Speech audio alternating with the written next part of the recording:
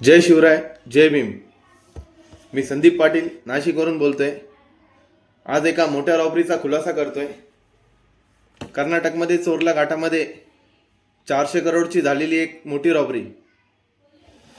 16 October रोजी चोरला घाटामध्ये रात्रीच्या वेळेस 2 कंटेनरमध्ये 400 करोड रुपये जे गोव्यातून कर्नाटक मार्गे बालाजी ट्रस्टला जात असताना चोरला घाटात रात्रीच्या वेळेस लुटले गेले. त्यामध्ये 2000च्या जुन्या नोटा होत्या. ते ज्या आरोपींनी लुटले त्या आरोपींनी लुटल्यानंतर त्या आरोपी त्या नोटांचा मूळ मालक म्हणजे ठाण्यातील एक मोठा बिल्डर किशोर सावळा, ते 400 करोड रुपये त्यांचे होते. त्या आरोपी त्यांनी दुसऱ्या दिवशी त्या किशोर सावळ्यांना व्हॉट्सअप कॉल करत ते 400 करोडच्या बदल्यात नवीन नोटा 100 करोड रुपयाची मागणी केली. तर त्या आरोपी जे होते ते किशोर सावळाला 100 कोटीची मागणी हे माझ्या नावाने करत होते. म्हणजे किशोर सावळाला व्हॉट्सअप कॉल करत सांगत होते की मी संदीप पाटील आहे, हे तुमचे कंटेनर 400 करोडचे मी लुटले आहे. तुम्हाला हे तुमचे जुन्या नोटा 400 करोड पाहिजे असल्यास तुम्ही मला नवीन नोटा 100 करोड रुपये द्या.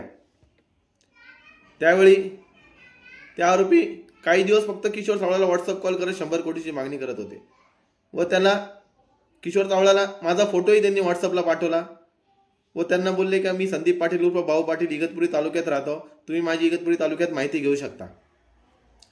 त्यानंतर अनेक दिवस किशोर सावळाला माझ्या नावाने 100 कोटीची मागणी करत असताना ते आरोपी समोर येत नव्हते, फक्त व्हॉट्सअप कॉलवर किशोर सावळाशी बोलत होते. मग किशोर सावळा याने माझे फोटो इगतपुरी तालुक्यात व नाशिक जिल्ह्यामध्ये अनेक ठिकाणी फिरवत माझी माहिती घेतली व किशोर सावळा यांचा जवळचा माणूस जो पोलीस खात्यात आहे जयेश कदम यांनी मला 20 ऑक्टोबर रोजी रात्रीच्या वेळेस व्हॉट्सअप कॉल करत माझी पूर्ण माहिती घेत मला काही प्रश्न विचारत की तुझ्या नावाची तक्रार आलेली आहे, तुझी आम्हाला चौकशी करत आहे, तू आम्हाला उद्याच्या उद्या घोटी येथे भेटायला ये. मग त्यानंतर 21 तारखेला दिवाळी असल्यामुळे मी त्यांना म्हटलं मी परवा तुम्हाला भेटायला येतो. मग मी 22 तारखेला त्यांना भेटायला घोटीला गेलो असता त्यांनी मला बलजबरी त्यांच्या फॉर्च्युनरमध्ये बसवले व नाशिक दिशेने घेऊन जात असताना त्या गाडीमध्ये असणारे संबंधित विशाल नायडू, सुनील धुमाळ हे मला काही प्रश्न विचारत असताना की तूच भाऊ पाटील आहे का, तूच आमचे शेटचे कंटेनर लुटले आहे, आमच्या शेटनी तुझा व्हॉट्सअपला फोटो पाठवला आहे, ते आरोपी तुझ्याच नावाने फोन करताय, तुझ्याच नावाने 100 कोटीची मागणी करताय, असे विचारत मला त्यांनी मारहाण करणं चालू केलं. मग विशाल नायडूकडे असलेली बंदूक ती विशाल नायडूंनी काढत माझ्या कानावर लावली व मला बोलले की आमच्या शेटचे 400 करोड रुपये तू आत्ताच्या आता देऊन टाक, कारण की तूच भाऊ पाटील आहे, तुझाच फोटो आम्हाला आला आहे, तुझ्याच नावाने आम्हाला फोन येत आहे, आमच्या शेटचे 400 करोड रुपये तू देऊन टाक, तुला मी इथं स्टार मारून टाकाल. आमच्या शेटने आम्हाला सांगितलं आहे की याच्याकडनं कुठल्याही प्रकारे आपले लुटलेले कंटेनर तुम्ही घेऊन या. त्यामुळे मी त्यांना सांगत आलो की खरंच हे कंटेनर मी लुटलेले नाही, कोणीतरी माझ्या नावाने तुमची दिशाभूल करतोय, माझा फोटो फिरतोय, माझा फोटो तुम्हाला चुकीच्या हेतूने फिरवतोय व मला अडकवण्याचा काहीतरी प्रयत्न करतोय. मग त्यावेळी ते काही एक ना ऐकता मला मारहाण करत मग त्यांनी किशोर सावळा व विराट गांधी यांना व्हॉट्सअप कॉल केला.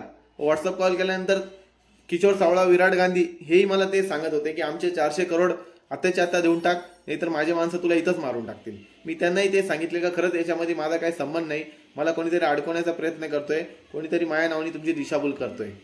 मग मी त्यांना सांगितलं का तुमचे माणसं मला मारहाण करताय, माझ्या कानाला बंदूक लावताय, हे चुकीचे आहे, मी तुमच्या नावाची पोलीस ठाण्यामध्ये तक्रार कराल.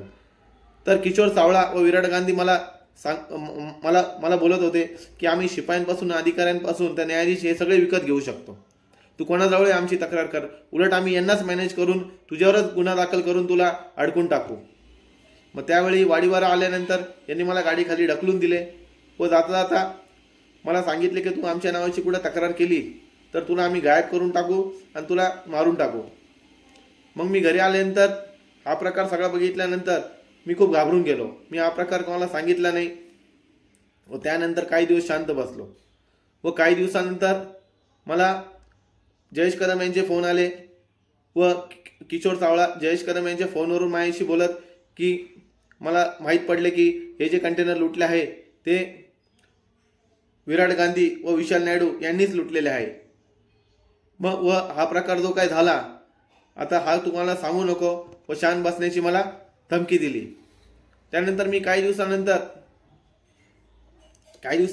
काही लोकांचा सल्ला घेत व हिंमत ठेवत किशोर सावळा यांच्या ठाण्यातील ऑफिसला त्यांची भेट घेतली व त्यांना नेमकी मला तुमचा जो माणूस आहे विराट गांधी यांनी मला या प्रकारामध्ये कोणत्या हेतूने अडकवण्याचा प्रयत्न केला, माझं नाव का घेतलं, माझा फोटो का फिरवला, त्यांचा उद्देश काय होता, ही विचारणा केली असता मला किशोर सावळा यांची उडावडीची उत्तरं मिळाली. त्यानंतर मी त्यांना बोललो की विराट गांधी हा तुमचाच माणूस आहे, त्यांनी तुमचेच पैसे लुटले, मग माझं नाव का अडकवलं, मला फसवण्याचा काय प्रयत्न केला, हे त्यांना विचारलं असता ते मला म्हणे आता तू शांत बस, कोणाला सांगू नको, जे झालं तू आता हे प्रकरण विसरून जा. त्यानंतर मला त्यांच्या ऑफिसमध्ये हे माहीत पडलं की हा प्रकार फक्त 400 करोडचा नसून हा 1000 करोडचा प्रकार आहे. हे जे कंटेनर लुटले गेले हे फक्त 400 करोड नव्हते, हे टोटल 1000 करोडच्या जुन्या नोटा होत्या. त्यानंतर मी निघून आलो घरी. मग विचार केला की एवढं मोठं प्रकरण आहे, एवढं मोठं प्रकरण जर का मी उद्या याची कुठं तक्रार दिली तर हे खरंच सगळे अधिकारी विकत घेऊन उलट माझ्यावरच गुन्हा दाखल करून हे मलाच अडकून टाकतील. पण मी त्यानंतर काही लोकांचा सल्ला घेत व वकिलाचा सल्ला घेत विचार केला की आज मी विराट गांधी याला सोडलं, विराट गांधीवर गुन्हा दाखल नाही केला तर विराट गांधी वापस दुसऱ्या ठिकाणी एखादा मोठा कांड करल आणि माझं नाव लटकून टाकल. त्यामुळे हिंमत ठेवून मी 17 डिसेंबरला मी नाशिक ग्रामीण SP बाळासाहेब पाटील यांची भेट घेऊन यांना सर्व काही हा प्रकार सांगितला व यांच्यावर तक्रार अर्ज करून यांची चौकशी करून यांच्यावर गुन्हा दाखल करण्यात यावा म्हणून तक्रार अर्ज केला. अर्ज केल्यानंतर तो अर्ज त्यांनी LCBचे प्रमुख रवींद्र मगर साहेब यांच्याकडे देत चौकशी करून गुन्हा दाखल करण्याचा जो आदेश दिला. पण आज त्या तक्रार अर्जाला 14 दिवस उलटून देखील मी 1 दिवस आड या तक्रार अर्जाचा पाठपुरावा करतोय. पण त्या पाठपुरावा करत असताना 2-2 ते 3-3 घंटे मी LCB ऑफिसला थांबतोय. LCB ऑफिसला थांबल्यानंतर रवींद्र मगर साहेब माझ्याशी काही सेकंद बोलून मला ऑफिसमध्ये न बोलता बाहेरच्या बाहेर काही सेकंद बोलून मला पाठवून देण्याचे काम करताय. त्यामुळे मला आता या प्रकरणामध्ये शंका येत आहे की विशाल नायडू व किशोर सावळा यांनी सांगितल्याप्रमाणे की आम्ही कोणतेही अधिकारी, शिपाई तर न्यायाधीश हे विकत घेऊ शकतो, तर त्यांनी रवींद्र मगर साहेबांना तर मॅनेज केले नाही ना, अशी मला शंका येते. त्यामुळे माझी नाशिकचे ग्रामीण SP बाळासाहेब पाटील यांना विनंती आहे व राज्याचे मुख्यमंत्री व गृहमंत्री देवेंद्र फडणवीस साहेब यांना विनंती आहे की हे संबंधित अधिकारी जेवढे आता जर का मॅनेज झाले असतील तर हे प्रकरण दाबण्यासाठी माझ्यावर कट रचून माझ्यावरच खोटा गुन्हा दाखल करू शकता व मला खोट्या गुन्ह्यात अडकू शकता, नाहीतर माझी हे प्रकरण दाबण्यासाठी हत्याही घडवू शकता. त्यामुळे यापुढे माझा कुठेही संशयरित्या ॲक्सिडेंट झाला, या संशयास्पद मृत्यू झाला तर याला सर्वस्वी जबाबदार रवींद्र मगर साहेब जे त्यांना मॅनेज झालेले आहे व यातले मुख्य आरोपी किशोर सावळा, विराट गांधी,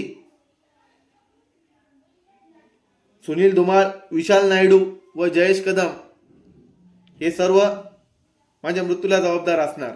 त्यामुळे माझी नाशिक ग्रामीणचे SP बाळासाहेब पाटील व राज्याचे मुख्यमंत्री व गृहमंत्री देवेंद्र फडणवीस साहेब यांना विनंती आहे की या प्रकरणाची SIT चौकशी लावून